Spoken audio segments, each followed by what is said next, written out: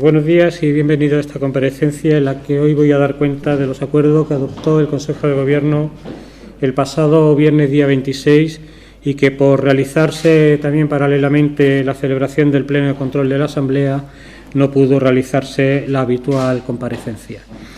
Quiero, en primer lugar, recordar a cuantos han fallecido en nuestra ciudad por la COVID-19 y expresar a sus familiares y amigos nuestro pésame y apoyo, así como nuestro recuerdo y todo el ánimo para una pronta recuperación a quienes vienen luchando contra la enfermedad. En relación con los acuerdos que se adoptó en el Consejo de Gobierno del pasado viernes, les expongo los mismos a continuación.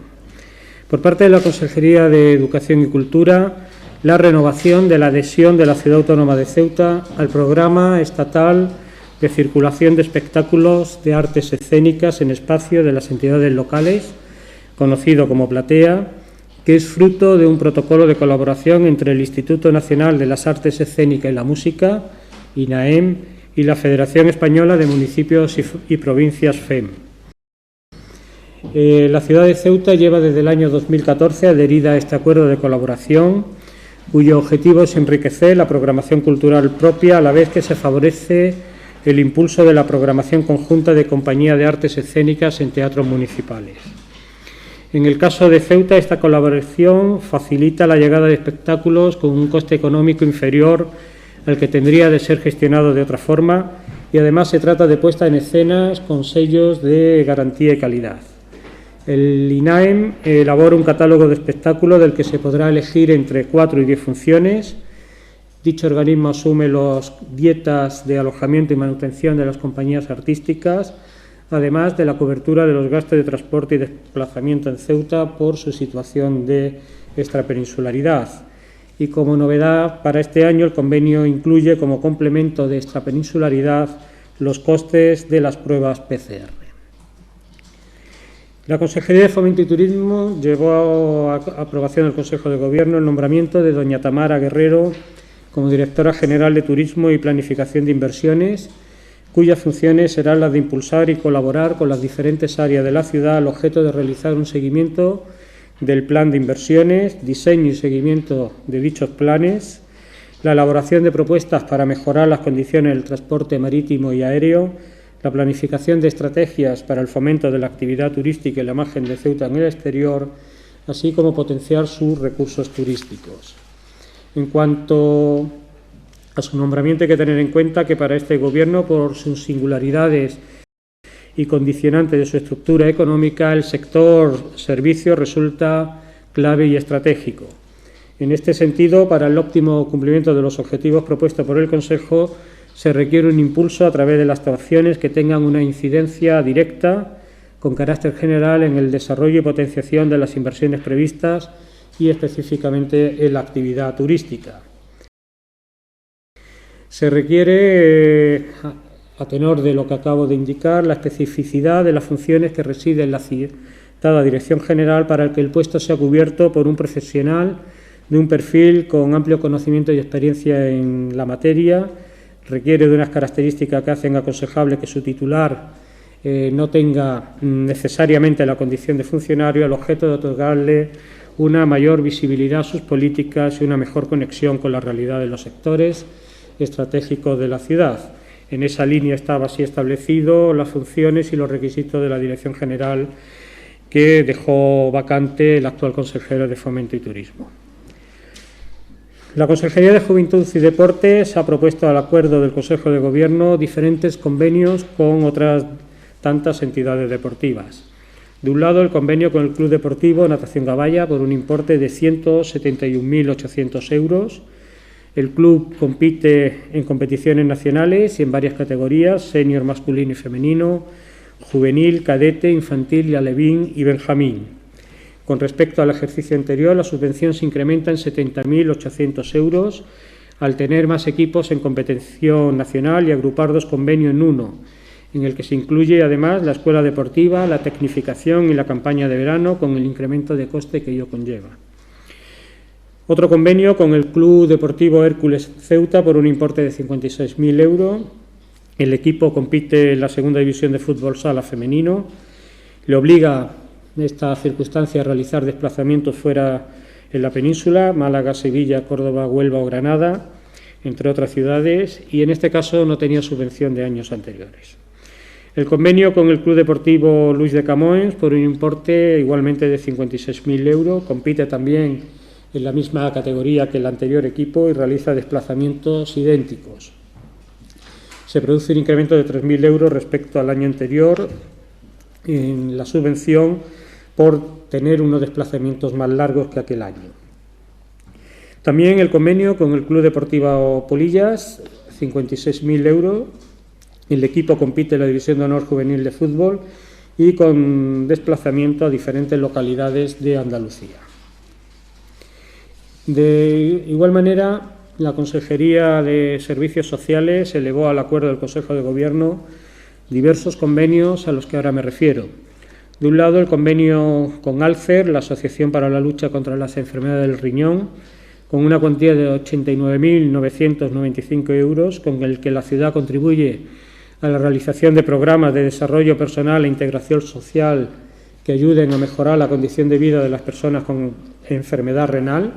El convenio sostiene actualmente 3 empleos.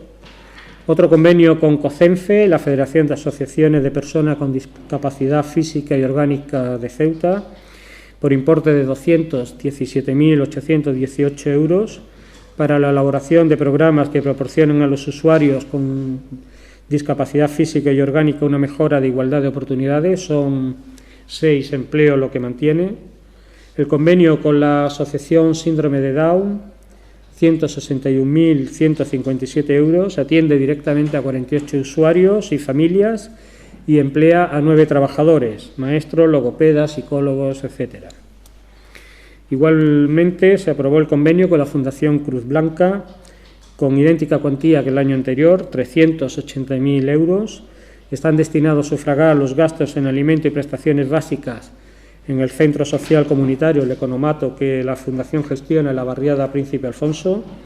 Tiene el convenio a 6 trabajadores, que a su vez se sostiene a través de la subvención por el programa del 0,7% del IRPF destinado a fines de interés social. Y, por último, el convenio PROI Ceuta, por importe de 242.758 euros, atiende la demanda de usuarios con parálisis cerebral o grave discapacidad motriz, y mediante este convenio se sufragan programas de ocio y tiempo libre fuera de su entorno habitual. En este proyecto trabajan 9 personas. Quiero también indicarles, estos son los acuerdos adoptados en el Consejo de Gobierno del pasado viernes. Quiero indicarle también que hoy el presidente de la ciudad va a viajar a Madrid para mantener una reunión mañana por la mañana con el ministro de Política Territorial y Función Pública, Miquel Iceta. La reunión va a permitir abordar las relaciones con el Gobierno de la Nación y su debida coordinación y colaboración, por lo que en particular concierne a las prioridades que están hoy por hoy sobre la mesa y en las que desde hace meses se vienen trabajando de manera continua.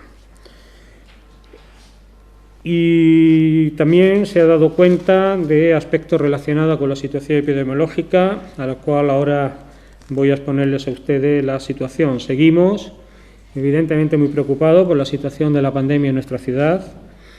Se han detectado menos casos positivos en este fin de semana.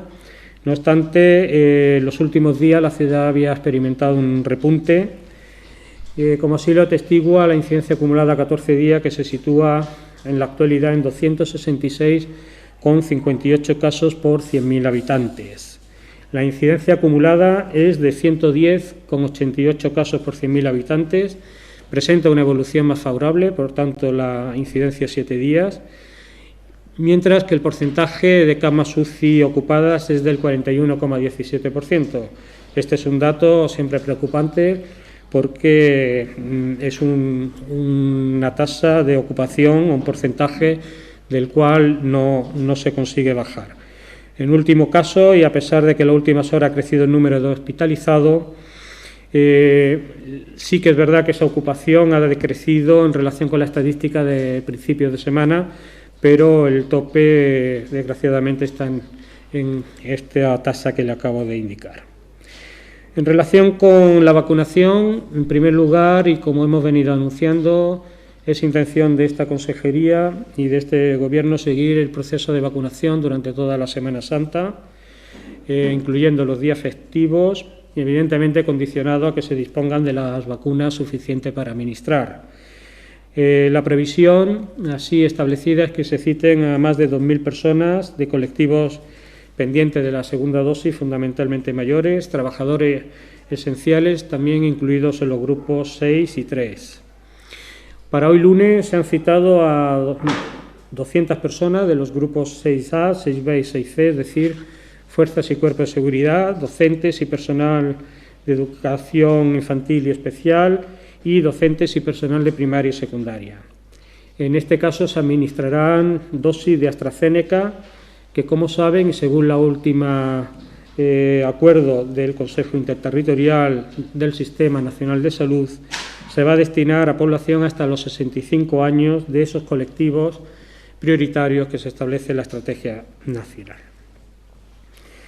En relación a la previsión de llegada de vacunas, para hoy lunes ahí se prevén 1.170 vacunas de Pfizer, para mañana se esperan 400 de Moderna y también, aún sin confirmar, 1.600 de AstraZeneca. Quiero también indicarles que las dosis administradas en total en nuestra ciudad a día de hoy asciende a 11.140 dosis administradas, 6.697 de la vacuna de Pfizer, 740 de Moderna y 3.703 de AstraZeneca. Y la ciudad ha inoculado 6.859 vacunas, un 61,57% del total, que, como saben, se realiza en colaboración con Ingesa, la totalidad de nuestra ciudad. El número de personas que han recibido al menos una dosis son 3.956, supone un 8,88% que han recibido entre una dosis y 2 dosis, y las personas con la pauta completa son 3.592, que representan el 4,23%. Por tanto, como le digo, el 8,88% de la población han recibido vacunas, ya sea una o 2 dosis. La policía local, como ustedes saben también, se ha reforzado para estos días y, como es habitual, también le comento el número de sanciones que han impuesto. Entre el 18 y el 24 de marzo se han efectuado 286 propuestas de sanciones y desde el 1 de marzo 1.066. La desobediencia del horario de permanencia en la vía pública, pues en esa semana del 18 al 24 fueron 52 y desde comienzo de marzo 233. El no guardar distancia en esa semana del 18 al 24, 49 y desde comienzo de marzo 71. El no portar mascarilla en la vía pública 141 en esa semana del 18 al 24 y 547 desde el 1 de marzo. No portar mascarilla en vehículos 32 en esa semana y 110 desde el comienzo del mes de marzo. En botellón 2 en esa semana y 7 en conjunto en el mes de marzo. Los establecimientos públicos 3 y 11. El uso de instalaciones deportivas 5 y 17, 17 me refiero a todo el mes. Y el uso de parques infantiles 2 y 13. Reunión en vivienda en todo lo que va de mes 23. Como he indicado anteriormente, se ha reforzado la presencia de la policía local en las calles de nuestra ciudad y también se han intensificado las campañas de comunicación para concienciar a los ciudadanos de las consecuencias de la enfermedad y de la necesidad del cumplimiento de las medidas sanitarias. En relación al punto COVID, desde su funcionamiento, que se inició en el pasado 16 de noviembre, se ha citado por Sanidad a 18.405 personas para la realización de test de antígenos. De ellas, 16.818 han acudido a la cita, lo cual supone un porcentaje de asistencia superior al 91%. En total, todas las pruebas practicadas resultaron 666 positivas. Esto supone un porcentaje de seropositividad del 3,97%. Y debemos insistir en el llamamiento que ya realizamos el pasado viernes a los estudiantes para que en su regreso a nuestra ciudad se le hagan las pruebas en el punto COVID. Estos test, como saben, son gratuitos y voluntarios, pero altamente recomendable para este colectivo y que posibilita la detección temprana de posibles contagios. Las personas que vienen desde la península y este colectivo también de estudiantes únicamente deben rellenar un formulario en la página web www.ceuta.es y Sanidad contactará con ellos para la cita. En concreto, desde del día 26 al día 28 de este mes se han solicitado 238 pruebas. Quiero también referirme a las cifras de movilidad. En concreto, la salida de Ceuta a Algeciras el miércoles 24 de marzo fueron 946. Aquí le hago una comparativa con un miércoles de la semana anterior, que fue el 17, 629 en aquella fecha. El jueves 25 de marzo, 1.352. Si lo comparamos, el día 18 fueron 885. El viernes 26 de marzo, 1.266. 1.210 el viernes 19. El sábado 27, 574, el sábado 20, 377 y del domingo, día de ayer, aún no tenemos el dato concreto. Por tanto, del miércoles 24 al sábado 27 han salido de Ceuta un total de 4.138 personas. La semana anterior, del miércoles 17 al sábado 19, lo hicieron 3.101. Quiere decir que ha habido un aumento de 1.037 personas más, lo que supone un incremento del 33%. Y desde aquí, una vez más, reiterar el llamamiento a la población de que es imprescindible seguir cumpliendo con todas las medidas que establece el decreto de presidencia y los decretos también de sanidad actualmente en vigor. Y por mi parte, estos son los datos y los acuerdos a los que me quería referir en esta rueda de prensa y quedo a disposición de ustedes para las preguntas que estimen oportuno realizar. Buenos días, soy Anselmo de Ceuta Actualidad. Quisiera hacerle un par de preguntas. La primera es saber si han registrado algún tipo de reticencia entre las personas que han sido convocadas a ser vacunadas con la vacuna AstraZeneca, si hay alguien que se haya negado. Y en segundo lugar, la pasada semana, el viernes creo, la responsable de Red Eléctrica visitó la línea para hablar de la subestación. La subestación que es necesaria para el cable submarino que enlazaría a la península con Ceuta.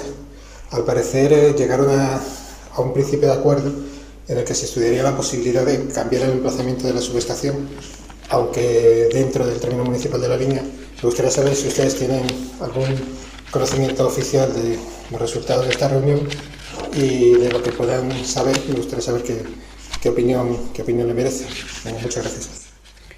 Bueno, gracias. En relación a la primera de las preguntas, no se está observando o tenemos conocimiento de una reticencia a vacunarse con AstraZeneca. De hecho, reanudamos las vacunaciones el pasado miércoles y se citaron a las personas que de una manera normal han venido vacunándose durante estos días. En cuanto a la segunda de las cuestiones, no tenemos referencias, al menos yo no la tengo, de esa reunión que tuvo la presidenta de Red Eléctrica con el alcalde de la línea. Buenos días. Sí, me gustaría preguntarle respecto a las vacunas de AstraZeneca. Sabemos que se ha ampliado la franja de edad. Entonces, hay algunos profesionales de servicios esenciales que cuando comenzaron a inocularse esas vacunas tenían más de 55 años y no podían ponérselas. Me gustaría saber si se está dando prioridad para vacunar a esas personas de entre 55 o 65 años, especialmente porque, por ejemplo, en el caso de los centros escolares, muchos de sus compañeros ya estaban vacunados, o si se va a esperar a poner las segundas dosis para comenzar a llamar a esas personas a las que habría que inocularles la primera. Gracias. Sí, gracias. No, se están llamando ya también Estamos completando porque, como sabe, el tema de número de vacunas en la ciudad, pues tenemos parones importantes, no deseables, y a medida que vienen las vacunas lo que vamos haciendo es completar los grupos prioritarios que quedaron incompletos y, por tanto, a partir del pasado miércoles también se llaman a todo el colectivo de esos grupos especiales que superan los 55 años hasta los 65 años de AstraZeneca. Esa labor ya se ha empezado a hacer y se va a seguir haciendo.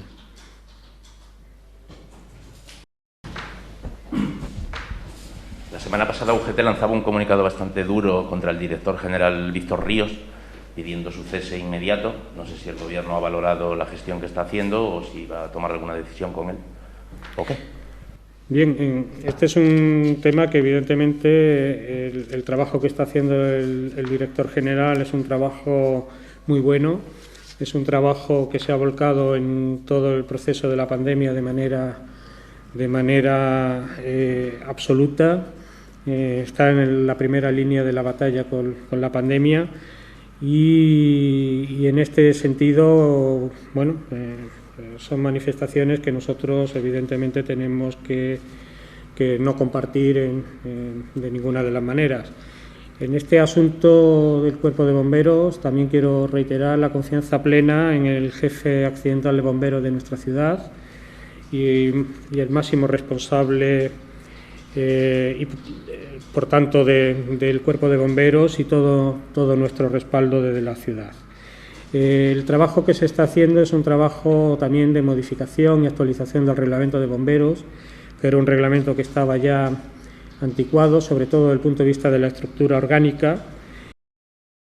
Y lo que ha ocurrido, ha habido aquí un desfase, no ha sido acompasado este proceso de modificación y actualización del reglamento con el sacar esa plaza o el anuncio que se hizo la semana pasada en relación con el cargo de la jefatura. Por tanto, esto, como saben, ha quedado paralizado y lo que se va a hacer, evidentemente, es la modificación de ese reglamento del Cuerpo de Bomberos y a partir de ahí, bueno, acompasar las medidas que sean necesarias al respecto. Esto es lo que le puedo decir de este asunto y, evidentemente, el apoyo absoluto del Gobierno al director general. ¿Y el Gobierno o usted es partidario de incluir funcionarios A2 entre los potenciales aspirantes a ocupar las jefaturas de la Policía Local o de Bomberos? ¿O mantenerlo para uno solamente? Bueno, yo es un tema que no tengo una opinión al respecto y el Gobierno lo estará analizando en la medida de esa modificación del reglamento. No le puedo decir más ahora.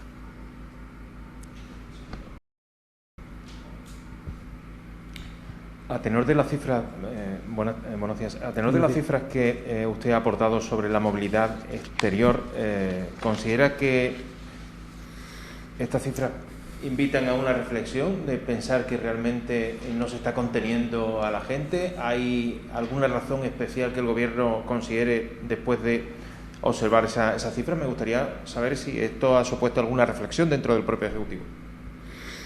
Bueno, las reflexiones creo que se vienen haciendo desde hace mucho tiempo y el lugar en el que se están coordinando todas las actuaciones de las fuerzas y cuerpos de seguridad del Estado son las reuniones semanales del CECOR y ahí se establecen las medidas a adoptar por parte de los cuerpos y fuerzas de seguridad del Estado dentro de las posibilidades que deja el decreto de alarma, que es un decreto diferente al primer decreto de alarma, como ustedes bien saben, en el que realmente en aquel momento lo que se trataba era un confinamiento y en donde desde el Gobierno de la Nación lo que se estableció es una orden publicada en el Boletín Oficial del Estado en el que le daba a la delegación del Gobierno en Ceuta, era una orden expresa para la ciudad en cuanto a la movilidad del transporte y establecía que era la delegación del Gobierno la que tenía que autorizar esas salidas y entradas. Esto en el actual decreto de alarma no tiene ese desarrollo normativo y, por tanto, lo único que se establece son restricciones, pero con las excepciones que indica el Real Decreto de Alarma y que también recoge el decreto del presidente. Ahí lo que se establece es una exigencia de presentación de los justificantes que provoque y que permitan las excepciones de las personas que quieren viajar y que deberán ser mostradas a los cuerpos y fuerzas de seguridad del Estado.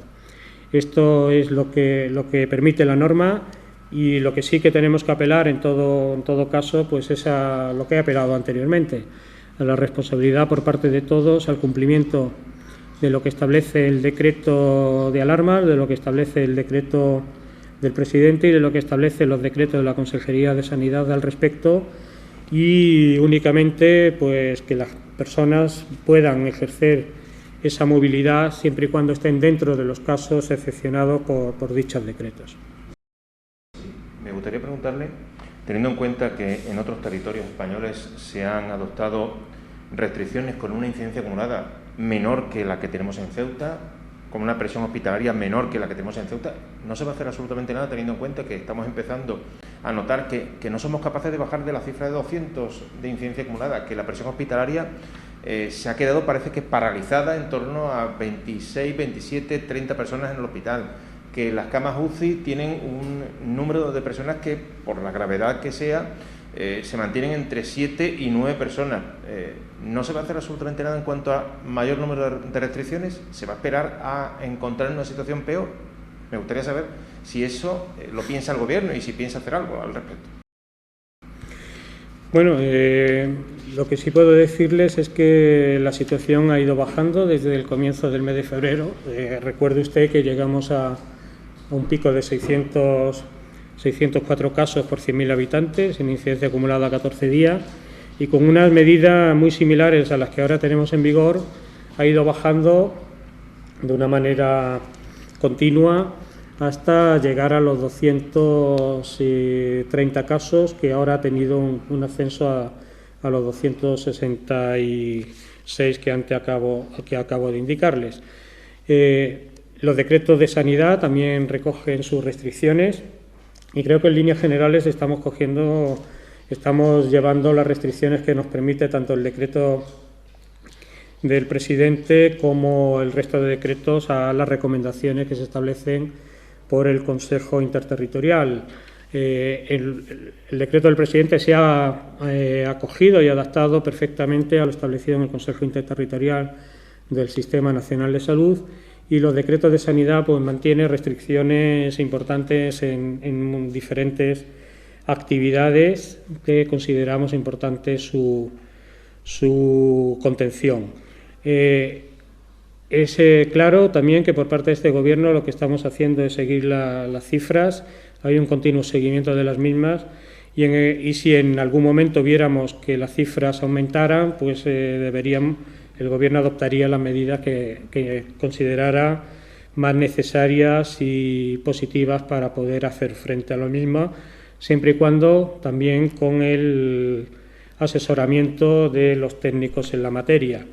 Quiero también indicarle del dato que hoy le he dado, que la incidencia acumulada a 7 días es de 110, es menos de la mitad de la incidencia a 14 días. Esperemos, por tanto, que esa incidencia que corresponde a los últimos 7 días vaya bajando en estos próximos días.